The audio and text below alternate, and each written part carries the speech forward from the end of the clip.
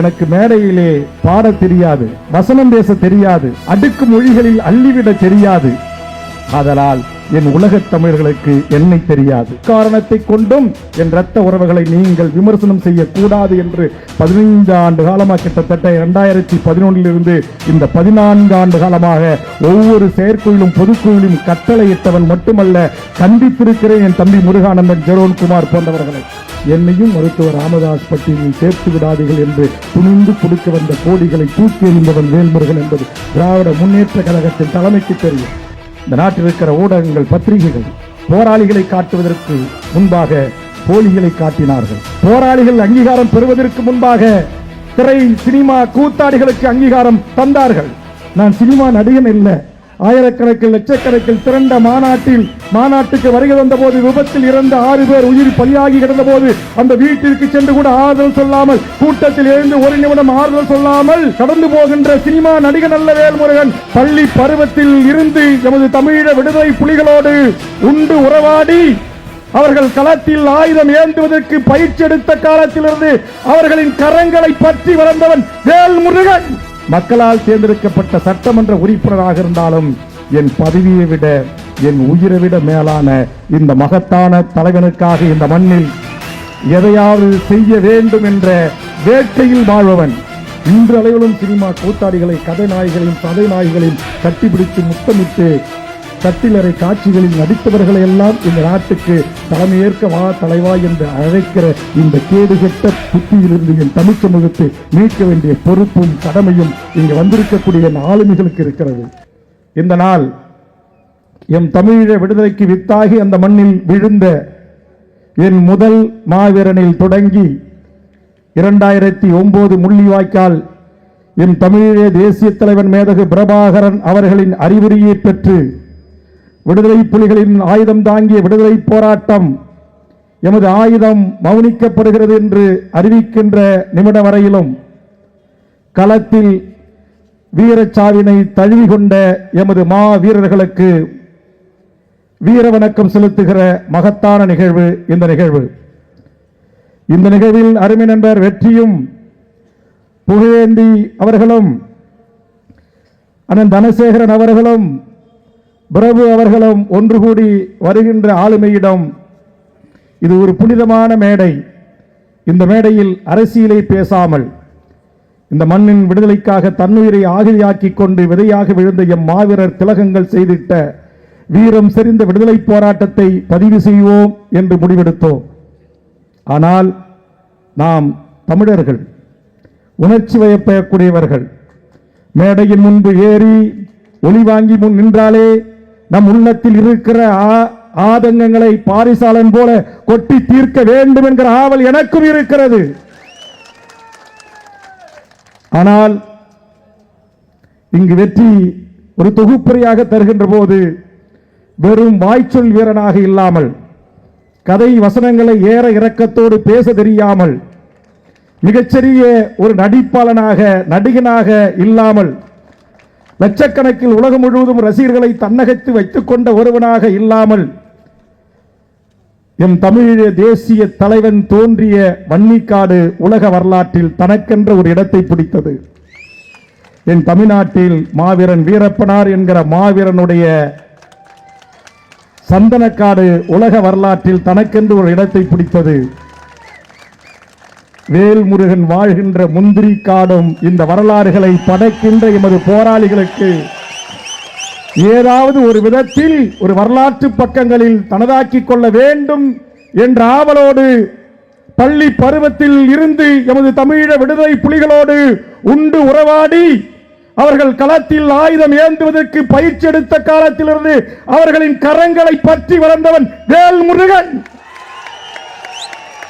ஆனால் எனக்கு மேடையிலே பாட தெரியாது, வசனம் பேச தெரியாது, அடுக்கு மொழிகளில் அள்ளிவிட தெரியாது.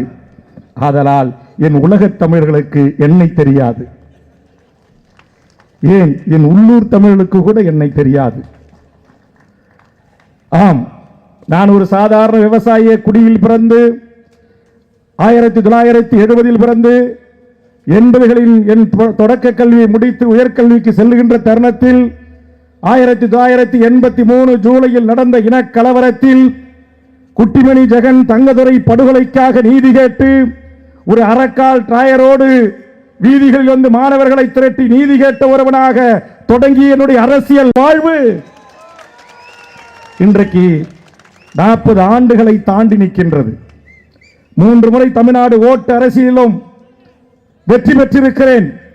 6 முறை தேர்தல்களை சந்தித்திருக்கிறேன். நான் தேர்தல் அரசியல்வாதியாக இருந்தாலும் மக்களால் தேர்ந்தெடுக்கப்பட்ட சட்டமன்ற உறுப்பினராக இருந்தாலும் என் பதவியை விட என் உயிரை விட மேலான இந்த மகத்தான தலைவனுக்காக இந்த மண்ணில் எதையாவது செய்ய வேண்டும் என்ற வேட்கையில் வாழ்பவன்.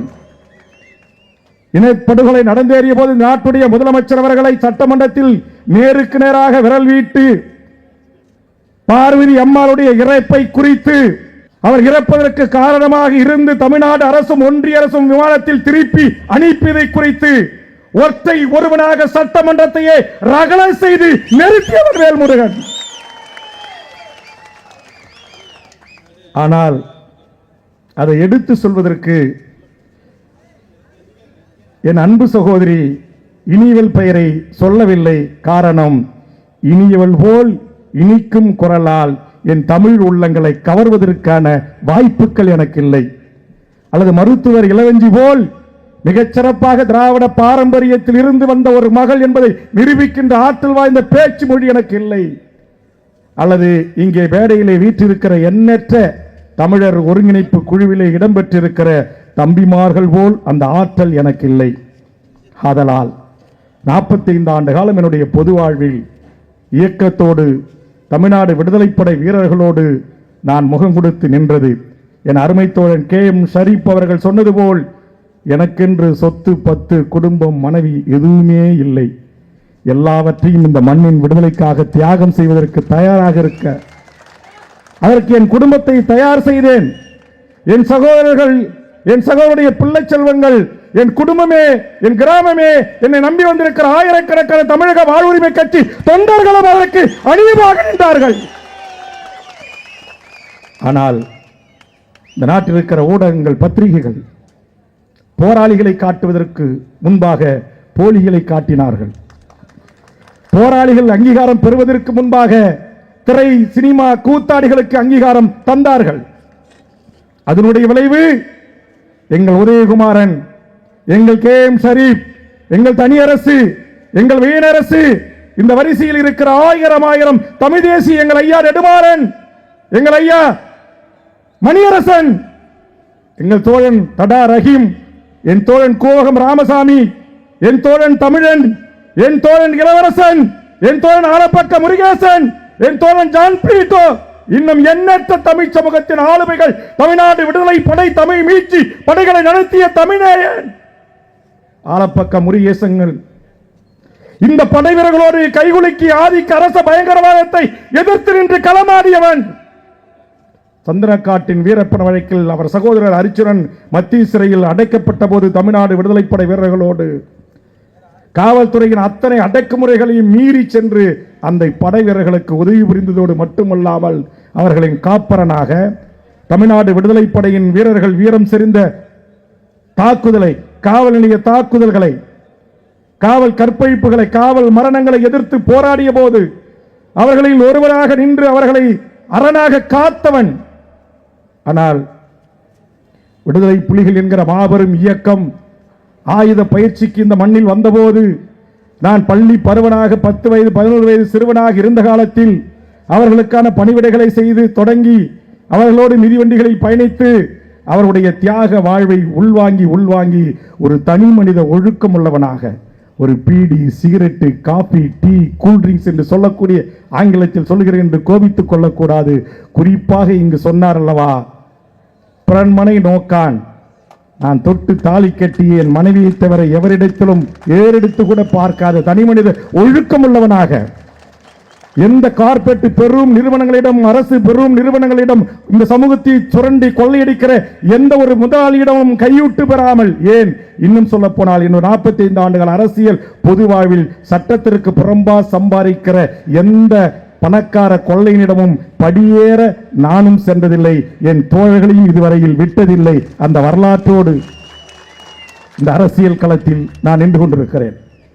ஆதலால் தான் அருமை தோழர் உதயகுமாரன் அவர்களும் வெற்றிக்குமாரன் அவர்களும் இங்கு புகழேந்தி மாறன் அவர்களும் தனசேகரன் அவர்களும் நம்முடைய பிரபு அவர்களும் தம்பி கரு பிரபாகரன் அவர்களும் இன்னும் எண்ணற்ற என்னை தெரிந்து கொண்ட புரிந்து கொண்ட நண்பர்களோடு நாங்கள் உட்கார்ந்து பேசுகின்ற போது நான் சொன்னேன், உங்கள் சுயமாக நீங்கள் சிந்தித்து உங்கள் எண்ணங்களின் ஊடாக நீங்கள் உங்கள் சிந்தனைகளின் ஊடாக முடிவெடுத்து நீங்கள் எதை நடைமுறைப்படுத்த வேண்டும் என்று இந்த தமிழர் நிலத்தில் நினைக்கின்றீர்களோ அதை செய்யுங்கள். உங்களில் ஒருவனாக உங்கள் சகோதரன் துணை நிற்பான், தோள் கொடுப்பான் என்று சொன்னேன்.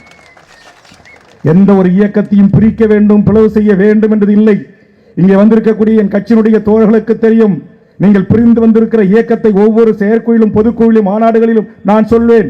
நாளை தமிழ்நாட்டின் அரசியல் அதிகாரத்தை கைப்பற்றுவதற்கு நமது தோழமை உள்ள கரம் பிடித்து நாம் கட்டி அணைத்துக் கொள்வதற்கு ஒரு இயக்கம் இருக்கிறது என்று சொன்னால் அது வெற்றிக்குமரன் இயங்கிய இயக்கம், நம்முடைய புகழேந்தி மாறன் இயங்கிய இயக்கம், நம்முடைய தனசேகரன் இயங்கிய இயக்கம், பிரபு உள்ளிட்ட தோழர்கள் இயங்கிய இயக்கம். அதனால் எக்காரணத்தை கொண்டும் என் இரத்த உறவுகளை நீங்கள் விமர்சனம் செய்யக்கூடாது என்று 15 ஆண்டு காலமாக, கிட்டத்தட்ட 2011 இருந்து இந்த 14 ஆண்டு காலமாக ஒவ்வொரு செயற்குழுவிலும் பொதுக்குழுவிலும் கட்டளையிட்டவன் மட்டுமல்ல, கண்டித்திருக்கிறேன். என் தம்பி முருகானந்தன், ஜெரோன்குமார் போன்றவர்களை உணர்ச்சி வயப்பட்டவர்களாக முகநூல் பதிவிடுவது, வலையொலிகளிலே ஆர்வப்பட்டு பேசுவதை அழைத்து மிக கடுமையாக கோபித்துக் கொண்டிருக்கிறேன்.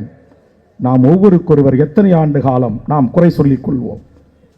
மல்யாந்து உமிழ்ந்தால் மாறில் விழும் என்பது போல நமது உறவுகளுக்குள்ளேயே நாம் பிணக்குகளும் சண்டையிட்டும் கொள்ளக்கூடாது. நமக்கு பொது எதிரி இங்கு இருக்கிறான்.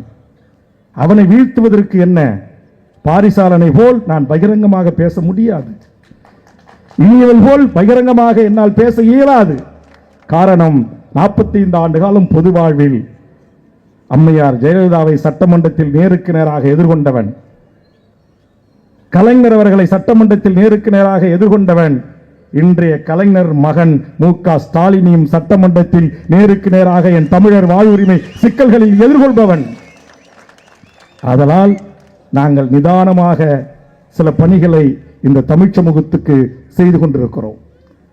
ஆதலால் நான் சொல்லுகிறேன், நேற்று கூட தலைவர் பிறந்த நாளிலே தேசம் காத்தவர்கள் என்று 21 மாவீரர்களை உள்ளடக்கி அவருடைய வீரம் சிறந்த விடுதலை போராட்டத்தினுடைய வரலாறுகளை தொகுத்த ஒரு நூலை என் தம்பி அருளொலியும் தோழர்களும் வெளியிட்டார்கள்.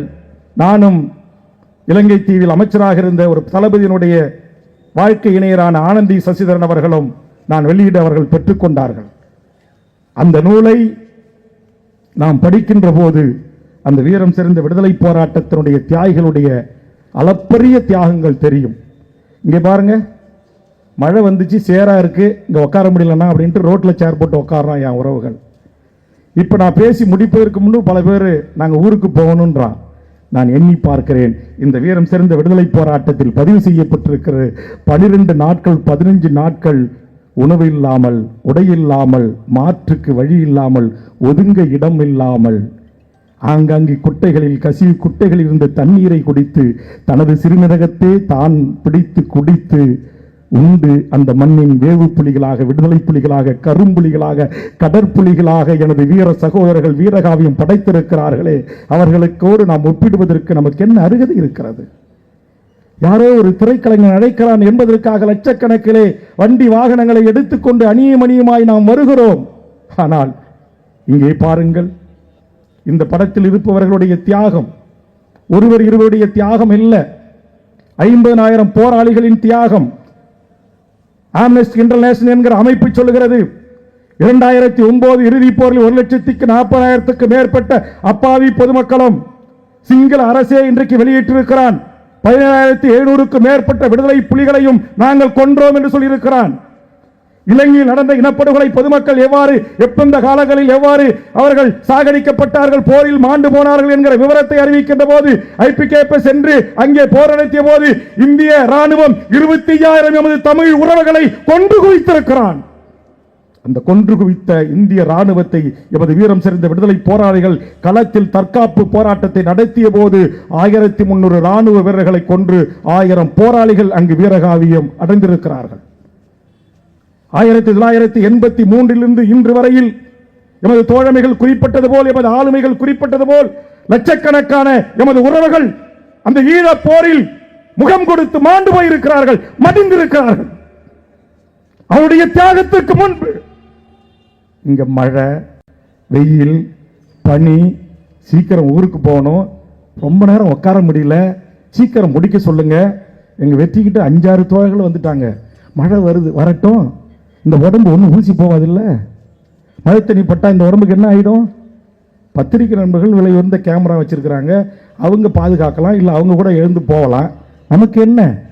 நாம் ஒரே நாளில் 1,75,000க்கும் மேற்பட்ட போராளிகளையும் பொதுமக்களையும் பலி கொடுத்து தன் வாழ்வை முற்றுமுதலுமாக வாழ்வுரிமை இழந்து இன்றைக்கு உலக பூமி பந்தில் எல்லா நாடுகளிலும் அகதியாக வாழ்கின்ற அந்த மக்களுக்கான ஒரு நீதி கோரலை கூட நம்மளால் இதுவரையில் 15 ஆண்டுகள் நிறைவு செய்து முடியவில்லை. ஒரு சர்வதேச நீதி விசாரணையை பெற்றுத்தர முடியவில்லை. ஒரு பொது வாக்கெடுப்பின் ஊடாக ஈழத்தில் நடந்தது மாபெரும் இனப்படுகொலை. அந்த இனப்படுகொலைக்கு இன்றைக்கு தெற்கு சூடான், கொசாவோ போன்ற நாடுகள் போல் ஒரு பொது வாக்கெடுப்பின் ஊடாக அந்த மக்களுக்கு ஒரு தனித்தமிழ் ஈழ அரசை உருவாக்கி தர முடியவில்லை. காரணம், தோழர்கள் குறிப்பிட்டது போல் இந்த நாட்டில் ஆண்டவர்கள் தமிழர்கள் ஆண்டிருக்கலாம், ஆனால் தமிழுக்காக, தமிழ் இனத்திற்காக, தமிழ் தேசிய இனத்திற்காக அவர்கள் ஆண்டார்களா? இல்லை, இல்லை. நம்ம எத்தனை கட்சிகளோடு கூட்டணி இருந்தாலும் ஆளுகின்ற கூட்டணி அரசுகள் இந்த மண்ணுக்கான, மக்களுக்கான, மொழிக்கான, இனத்திற்கான, இனத்தின் விடுதலைக்கான அரசா? இல்ல. தேர்தல் காலங்களில் 500க்கும் 1000க்கும் விலை பேசுகின்ற அரசியல் ஆளுமைகள், கோயில் கட்டித்தரேன், கொல்லம் கட்டித்தரேன், வேட்டித்தரம், புடவத்தரம், சாக்கெட்டு தரம், வாக்களியுங்கள் என்று சொல்லுகிறான். அதே ஈழ மக்களை தான் அந்த தலைவன் அந்த வன்னி காட்டில் நடந்தபோது அவன் உலாவிய காலங்களில் எதிரும் புதிருமாக இருந்து நீங்கள் எண்ணி பாருங்கள். தமிழீழ விடுதலையை ஆதரிக்கிற இயக்கங்களே நம்ம எத்தனை பேர் உட்கார்ந்துருக்கிறோம். ஆனால் அந்த நாட்டில் தமிழீழ விடுதலைக்காக ஆயுதமேந்தி போராடிய டெசோ இங்க ஒருத்தர் உருவாக்குனாங்க, EPRLF, ஈராஸ், பல அமைப்பினுடைய தலைவர்களை எல்லாம் ஒரு கொடையின் கீழ் கொண்டு வந்து தமிழ் தேசிய கூட்டமைப்பு என்பதை நிறுவி கிட்டத்தட்ட 24 நாடாளுமன்ற உறுப்பினர்களை ஒரே கொடையின் கீழ் ஒற்ற தலைவருடைய கண்ணசைவுக்கு வாக்களித்து அந்த ஈழ மக்கள் நாடாளுமன்றத்துக்கு அனுப்பி வைத்த வரலாறை அந்த மண்ணில் தமிழீழ தேசிய தலைவர் உருவாக்கினான். இன்னைக்கு அந்த தலைவனுடைய நடமாட்டம் அந்த மண்ணில் இல்லை. அந்த விடுதலை போராட்டம் மௌனிக்கப்பட்ட காரணத்தினால், இங்கே சொன்னார்கள் அல்லவா எனக்கு முன்னால், 23 கட்சிகள், 23 கூட்டமைப்புகள், 46 அணிகளாய் இருக்கின்ற ஒரு 30 லட்சம் மக்களிடத்தில் சென்றதனுடைய விளைவு, ஒரு காலத்திலும் நாங்கள் ஈழ விடுதலையை அங்கீகரிக்க மாட்டோம், விடுதலை புலிகள் பயங்கரவாத இயக்கம், அவர்களுக்கு எந்த உதவியும் செய்யக்கூடாது என்று சொன்ன அந்த JVP என்கிற அந்த அனுராக் என்பவன் தான் இன்றைக்கு அந்த நாட்டுடைய அதிபராக வந்திருக்கிறான். அவருக்குத்தான் நம்முடைய தமிழீழ மக்களும் இன்றைக்கு தமிழர் பகுதிகளிலும் அவன் கட்சிக்கு வாக்களித்திருக்கிறார்கள். எப்படி பிரிக்கிறான், எப்படி உடைக்கிறான், எப்படி சிதைக்கிறான். அந்த மக்கள் ஒற்றுமையாக, ஓர்மையாக அந்த தலைவன் இருக்கின்ற வரையில் காலே பாலகுமாரன் யார், சிவாஜிலிங்கம் யார், அங்கிருக்கின்ற பல்வேறு நாடாளுமன்ற உறுப்பினர்களாக இருந்தார்களே, இருக்கிறவர்களே அனைவரும் பல்வேறு இயக்கங்கள், ஆயுத குழுக்களை ஒரு தனியாக நடத்தியவர்கள், அவர்கள் அனைவரும் ஒரே கொடையில் கொண்டு வந்த மகத்தான தலைவன் தான் என் அண்ணன் மேலகு வேலுப்பிள்ளை பிரபாகரன் என்கிற மாபெரும் தலைவன். அந்த தலைவனுடைய ஒரே ஒரு உணவருந்துதல் அல்லது ஒரே ஒரு குழு புகைப்படத்திற்காக தன்னுயிரை தந்திட்ட கரும்போராளிகள் மட்டும் 256 பெண் போராளிகள். நீங்கள் எண்ணி பாருங்கள். ஒரு 16 வயது 18 வயது ஒரு பெண், அவருக்கு இருக்கின்ற ஆசா பாசங்கள் எல்லாவற்றையும் துறந்து அந்த தலைவனுடைய ஒரு ஒற்றை வேண்டுகோளுக்காக அந்த மண்ணையும் அந்த மக்களையும் அந்த சுதந்திர தமிழ் ஈழத்தையும் நேசித்த காரணத்தினால்தான் கரும்புலிகளாக கடலில் 100 மைல் 200 மைல் தூரம் அவர்கள் கடலுக்கும் உள்ளேயே நீந்தி சென்று டோரா படகுகளை கட்டிப்பிடித்து சிங்கள பௌத்த பேரினவாத அரசின் இராணுவ கப்பல்களை கட்டிப்பிடித்து வெடித்து கடற்புலிகள் கடலிலே காவியம் படைத்த அந்த வீர மங்கைகளை எண்ணி பாருங்கள். என் அங்கையர் கன்னிகளை எண்ணி பாருங்கள். பேரே பாருங்க, கன்னி, அங்கையர் கன்னி. இங்கே உங்களுக்கு பல போராளிகளை தெரியும். என் தலைவனுக்கு தோளோடு தோள் நின்ற மிகப்பெரிய தலைவன் பொட்டான்மானை தெரியும், சூசை அவர்களை தெரியும், பால்ராஜ் அவர்களை தெரியும், தமிழ்ச்செல்வனை தெரியும், புலித்தேவரை தெரியும், நடேசனை தெரியும், இன்னும் எண்ணற்ற மிகப்பெரிய விதுஷா போன்றவர்களை தெரியும், தீபனை தெரியும். ஆனால் இந்த புத்தகத்தில் இருக்கிற 21 போராளிகளினுடைய வாழ்வை சக போராளிகள் அந்த மண்ணில் அவர்கள் செய்திட்ட தியாகத்தையும் அவர்கள் வேவெடுக்கின்ற போதும் எதிரின் முகாமை பாய்ந்த போதும் கரும்புலியாக வெடித்த போதும் அவர்கள் செய்த அந்த தியாக வரலாறுகள் இந்த புத்தகத்தில் தொகுக்கப்பட்டு அதை படித்ததிலிருந்தே 3 நாட்களாக உறக்கமில்லை. வந்தவுடனே அண்ணன் தனசேகரனும் புகழேந்தி மாறனும் அறையில் என்ன இவ்வளவு சோர்வா இருக்கீங்க அப்படின்னாரு. தூக்கம் இல்லை, கவலைகள். நாம் எண்ணி பார்க்கணும். இங்க நம்ம ஒருவேளை ஒரு இங்க கூட சொன்னாங்க வர்றவங்க எல்லாம் இரவு நேரம் ஆயிடும்னா, அதனால நான் ஒரு பல்லாயிரக்கணக்கான பேருக்கு வேணுமாலும் சாப்பிடலாம், சாப்பாடு எடுத்து வந்திருக்கிறேன், வரிசையா நின்று வாங்கிட்டு போக சொல்லுங்க அப்படின்னு வெற்றியும் புகழும் தனசேகரனும் சொன்னாங்க. ஆனா இதில் படிக்கிற 12 நாட்கள் சோறு இல்லை, தண்ணி இல்லை, சரியான காற்று இல்லை, காடுகளிலும் பதுங்கு குழிகளிலும் வன்னி மரத்தின் மீதும் படுத்துறங்கி எதிரியின் களமுனைகளை ஆய்வு செய்து என் தமிழீழ தேசிய தலைவனுக்கும் என் புலனாய்வு பிரிவின் உலகத்தில் எவனாலும் கணிக்க முடியாத என் பொட்டம்மாவுக்கும் வேலுப்புலிகள் கொடுத்த அந்த தியாகம் வரலாறாக பதிவு செய்யப்பட்டிருக்கிறது. இவ்வளவு வீரம் செறிந்தவர்கள் எம் தொப்புள்குடி உறவுகள் அல்லவா? பல்லாயிரம் ஆண்டுகளாக கடல் கோளால் பிரிக்கப்பட்ட ஒன் இனம் அல்லவா? அந்த இனத்தின் போராளிகளை கட்டி வைத்து பீரங்கிகளில் 2 புறமும் கட்டி வைத்து அந்த உடல் உறுப்புகளை 2ஆக பிளக்கின்ற கொடியவனுக்கு என்ன தண்டனையை நாம் பெற்று தந்தோம்? எமது பள்ளிகளிலும் மசூதிகளிலும் வழிபாட்டு தலங்களிலும் நல்லூர் கோவில்களிலும் எமது மக்களை கொத்து குண்டுகளையும் எனது பரிசாரன் சொன்ன அந்த பாஸ்பரஸ் குண்டுகளையும் ஏவி ஏவி கொத்து கொத்தாக கொண்டார்களே. உலகத்தால் தடை செய்யப்பட்ட ஆயுதங்களை கொண்டு எமது மக்களை அழித்து ஒழித்தார்களே.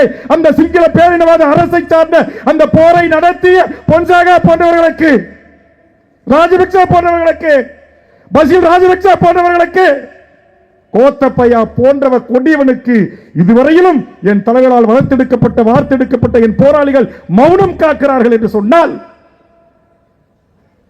ஏன் மௌனம் காக்கிறார்கள்? உலகத்தின் பூமி பந்தில் இந்த உலக நாடுகளுக்கு, அறம் சார்ந்து வாழ்கிற நாடுகளுக்கு, ஐக்கிய நாடுகள் சபைகளுக்கு 15 ஆண்டு காலம் கால அவகாசம் தந்திருக்கிறார்கள். ஒரு நீதி விசாரணை அல்ல, ஒரு குறைந்தபட்சம் இனப்படுகொலைக்கான விசாரணை அல்லது ஒரு போர்க்குற்ற விசாரணை. இந்திய அரசு எல்லா விதத்திலும் அவர்களை காப்பாற்றி நட்பு நாடு என்று கரம் நீட்டி கைகோர்த்து கைகுலுக்கிறான். இவன் அதிபராக பதவியேற்பதற்கு முன் இந்தியாவில் வந்து தங்கி ராணுவ ரீதியான சில நடவடிக்கைகளை இறங்கி சென்றிருக்கிற அனுராக் ராஜபக்சே இனத்தை கொண்டவனுக்கு மத்திய பிரதேசத்திலே புத்தபிடத்தை திறப்பதற்கான சிவப்பு கம்பள விரிவிப்பு. திருப்பதியிலே முதல் தரிசனம் 7 கோடி தமிழர்கள். நாம் இயக்கமாய், கட்சியாய், சாதியாய், மதமாய் கூறு போட்டு பிரிந்து கிடக்கிறோம்.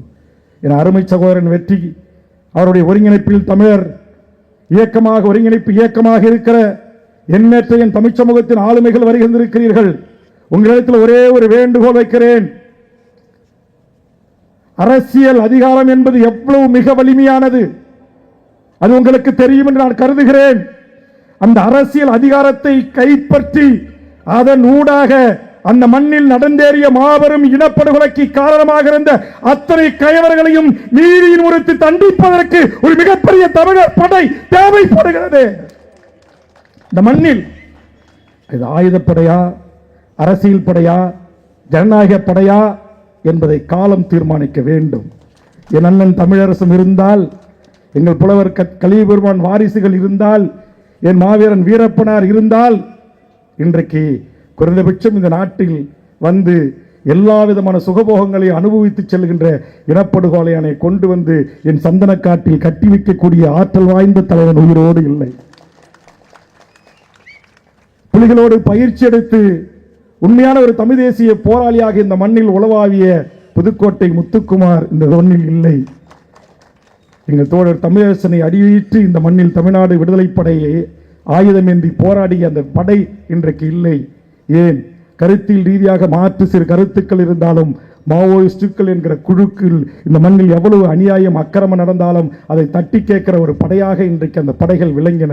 ஆனால் அவற்றையெல்லாம் இன்றைக்கு நக்சல் பாரிகள் என்றும் பிரிவினவாதிகள் என்றும் அர்பன் நக்சல்கள் என்றும் அழித்தொழித்தாகிவிட்டது இந்திய ஒன்றியம். ஆதலால் நான் உங்களிடத்தில் கேட்கிறேன், ஒரே ஒரு வாய்ப்பு.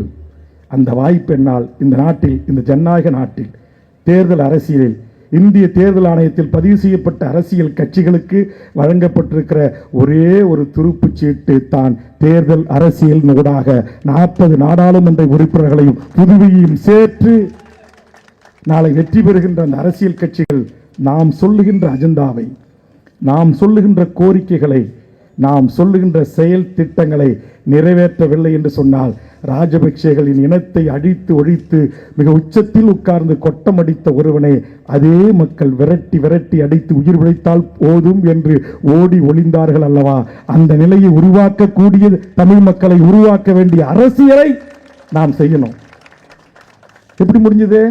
தூக்கி வச்சு கொண்டாடிய சிங்கள இனம், அதே இனம் பல்லாயிரக்கணக்கில் திரண்டவன் மாளிகைகள் புகுந்து அடித்து நொறுக்கி அவன் உள்ள போய் படுக்கிற பெட்ரு என்று சொல்லக்கூடிய படுக்கையில கூட படுத்து சிங்களவர்கள் ஏறி நின்று இதுல தாண்டா படுத்து தூங்கினேன் அப்படின்னு புகைப்படம் எடுத்து தன்படம் எடுத்து வெளியிடுறான். அவன் தான் பெரிய அதிபராச்சே, முப்படைகளும் கையில் வச்சிருந்தானே அந்த நாட்டுக்கு. அவன் தம்பி தானே அதிபர், அவன் தானே வெளியுறவுத்துறை செயலாளர். எப்படி சாதிக்க முடிஞ்சது? இந்த மக்கள் எழுச்சி, மக்கள் போராட்டம். ஆனா இங்க உடல் ஒருத்தம் மண்ணுக்குன்றான், உயிர் யாருக்கோ ஒருத்தருக்குன்றான். நான் கேட்கிறேன், இங்க பாடமாக வீற்றிருக்கிற எங்கள் சூசை அண்ணன் தளபதி, எங்கள் சிவகுமாரன் தளபதி, எங்கள் செல்லக்கிளி தளபதி, எங்கள் புலேந்திரன், குமரப்பா, நகுலன் உள்ளிட்ட என் தளபதிகள் ஏன் இன்றைய தினம் தமிழீழ விடுதலைக்கு அந்த மண்ணில் முதல் வித்தாக 1983 விழுந்த சம்சுதீன் என்று சொல்லக்கூடிய என் இஸ்லாமிய போராளி அந்த மண்ணின் விடுதலைக்காக தியாகம் செய்திருக்கிறார். இந்த தமிழர் நிலத்திலிருந்து எண்ணற்ற எமது போராளி தலைமைகள் அங்கே சென்று பயிற்சி எடுத்து அந்த மண்ணில் அந்த விடுதலைக்காக போராடி மடிந்திருக்கிறார்கள், தங்கள் உயிரை தியாகம் செய்திருக்கிறார்கள்.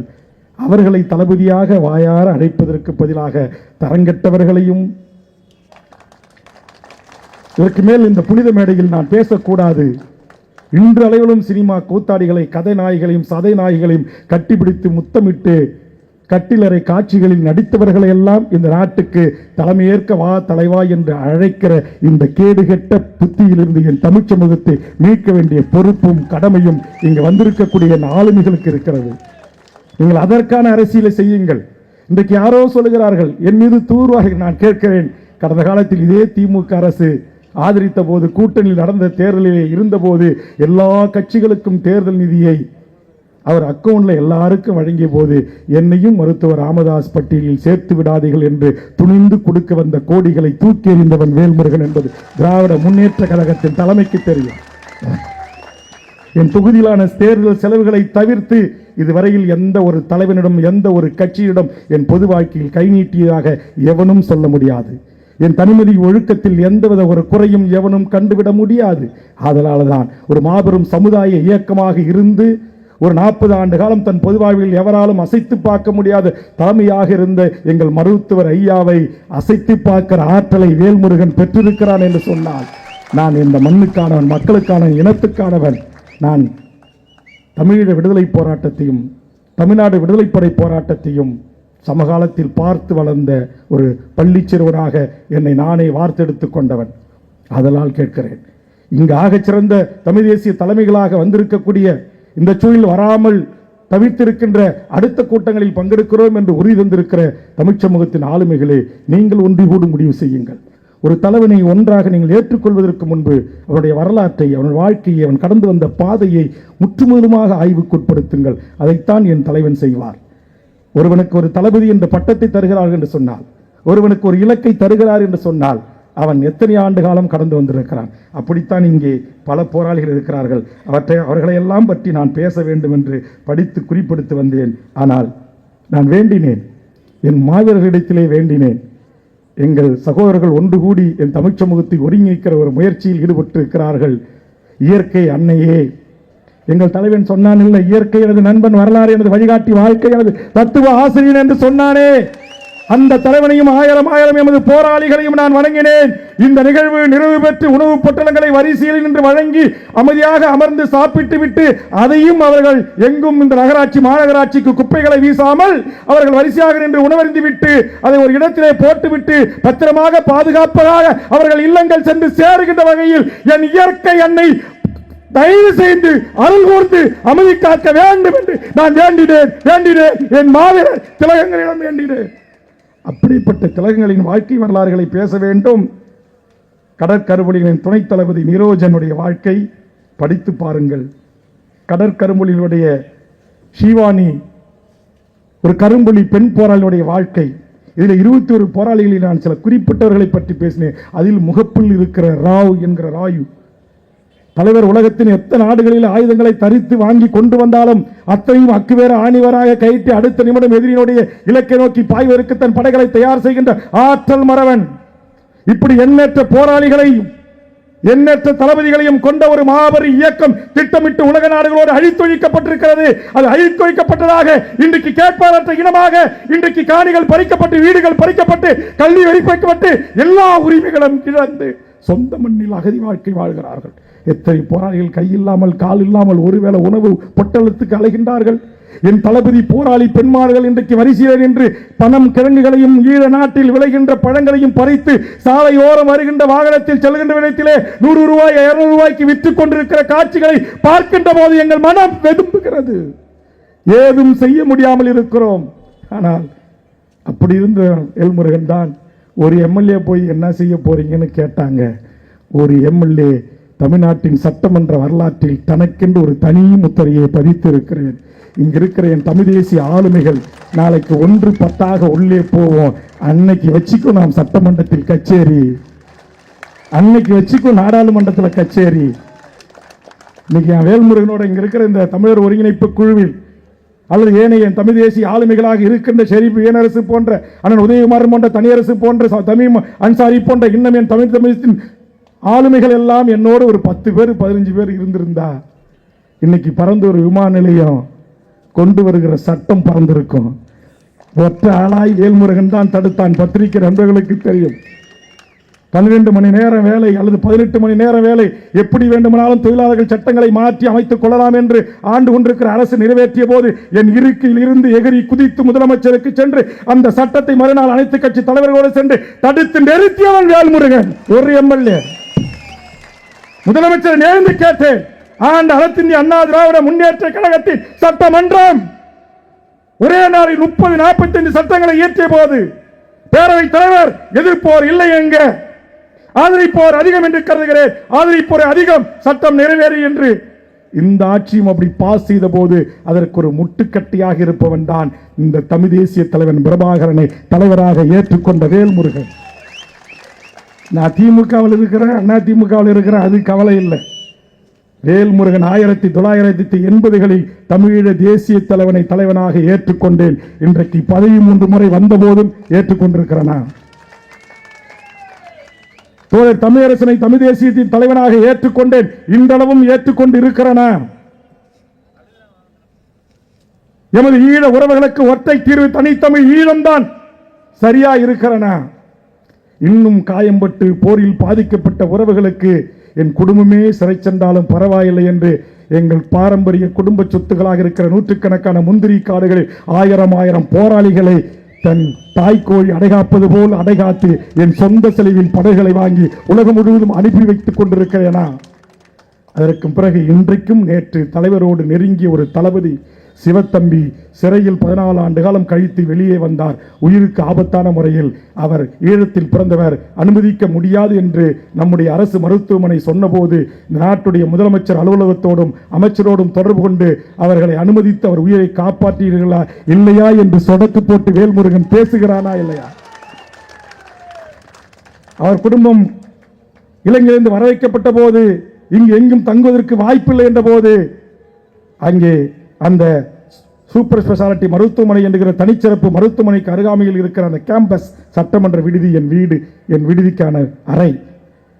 எங்கெங்கோ நானும் தடா ரஹீமும் கோவை ராமகிருஷ்ணன் குளத்தூர் மணிகளும் இடம் கேட்டோம், கிடைக்கவில்லை.